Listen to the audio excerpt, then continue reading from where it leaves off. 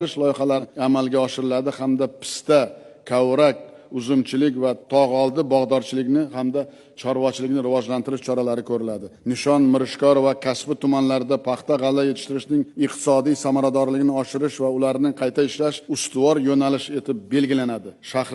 Assalomu alaykum, mana kavrak ishqibozlari, mana kavraklarimiz. Mana ijodlarni boshlaganmiz. Mana natijalar kavrak.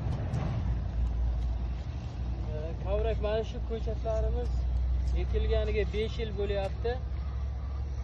Ko'chatdan ekilgan, mana bu yil ishlanyapti kavrak. Mana shunday natija. Kamerachi bir millionlar ko'rsatib yuboring. Natija bunday bir xil zo'r. Nasib bo'lsa mana pishgan joylarini ko'rsating. Mana oyoqdagilarni.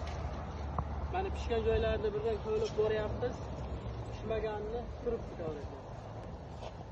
Mana aylantirib urib boryapmiz. Mana kavrak. Natijani ko'rsating kameraga, mana kavrak. Mana kavraklarni. Bir xil tayyorlovni ko'rsating. Mayli. Mana shunday kattalikda hammasi. Bir xil mana kavraklarimiz. 28. O'lisi bunday zo'rlaydi. Boydi. Ha? Yo'q, olmishdan bo'lmaydi. Ha? 800 olmuş. Olmuş bo'lmaydi. Olmuş bo'lmaydi. Bu yerda olmishda nechtaroq jamshid bermayapti.